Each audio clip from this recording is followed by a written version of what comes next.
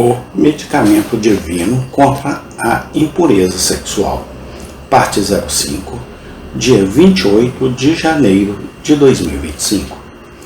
Para a mais profunda intimidade das relações conjugais, e o diabo não tem um sussurro em todo esse negócio, nem um pouco.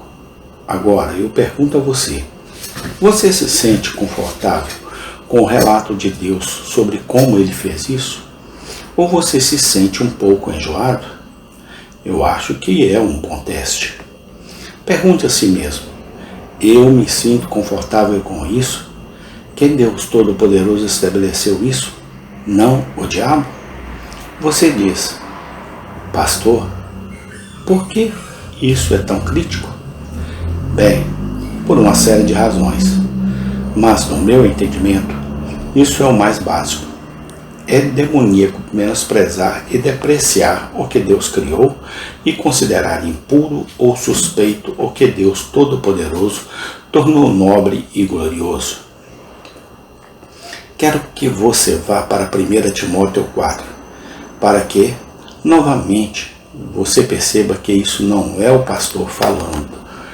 Pastor falando, decolando em um floreio de excesso retórico, quando eu digo que é demoníaco menosprezar e depreciar o que Deus criou e considerá-lo impuro. Paulo está alertando Timóteo sobre certas influências que surgirão, e ele deve estar ciente delas em seu ministério. Versículo 1. Mas o Espírito expressamente diz que nos últimos tempos alguns apostatarão da fé, dando ouvidos a espíritos enganadores e a doutrinas de demônios. Por trás das doutrinas que emergem para se infiltrar na igreja, estão poderes demoníacos invisíveis, mas muito reais. É o que Paulo diz a Timóteo. Por meio da hipocrisia de homens que falam mentiras, os demônios estão por trás das doutrinas. Os instrumentos pelos quais os demônios trabalham são hipócritas que falam mentiras, que têm suas consciências cauterizadas, marcadas em suas próprias consciências, com um ferro quente. Então você tem poderes demoníacos? Você tem pessoas hipócritas enganadas que são instrumentos desses pensamentos e doutrinas demoníacas? E quais são as doutrinas específicas? Veja os versículos 3, 5. Proibindo o casamento e ordenando a abstinência de carnes que Deus criou para serem recebidas com ações de graça por aqueles que creem e conhecem a verdade. Pois toda criatura de Deus é boa, e nada deve ser rejeitado, se for recebido com ações de graças, pois é santificado pela palavra de Deus e pela oração. Não é interessante que a coisa em que Paulo se concentra são os demônios que estão trabalhando através desses homens e mulheres hipócritas, marcados em suas próprias consciências? É a principal doutrina deles em que ele se concentra, é uma forma de asceticismo. Eles proíbem o casamento. Você quer obter um grau mais alto de espiritualidade? Não se envolva neste negócio de sexo. Se envolver é ser sujo. E ele diz que a doutrina vem dos demônios. E quando eles dizem, você quer se tornar santo?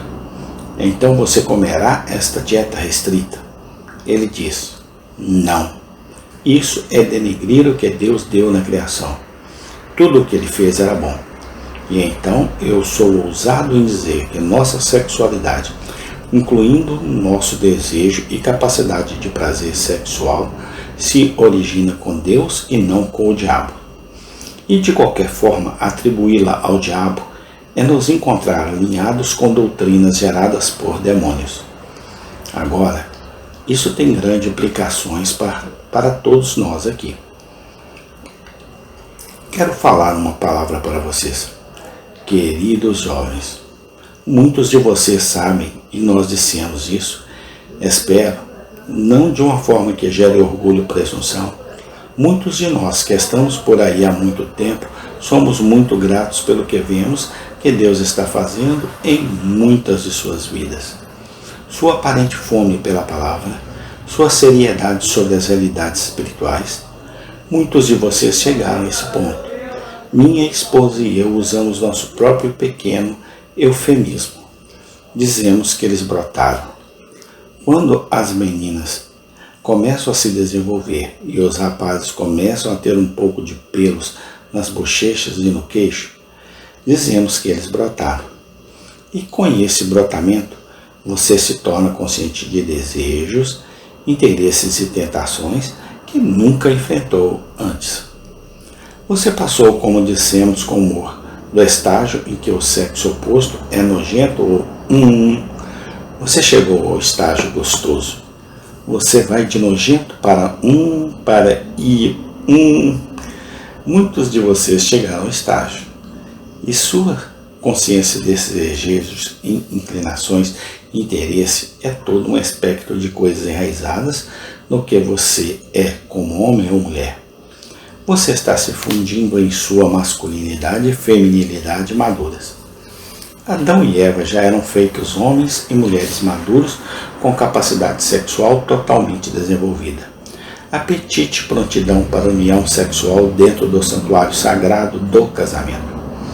O homem deixará pai e mãe, se unirá à sua esposa como uma pessoa completa. E eles dois, e somente esses dois, serão uma só carne. Mas você não está lá. Mas também não está de volta ao estágio nojento. Alguns de vocês ainda estão lá, mas não vão ficar lá para sempre. Agora mesmo parece totalmente impossível que as meninas sejam outra coisa senão nojentas. Amém. Tem continuação. Senhor, manifesta o teu poder, a tua graça e o teu amor neste estudo bíblico. No nome santo do Senhor Jesus Cristo. Amém e amém.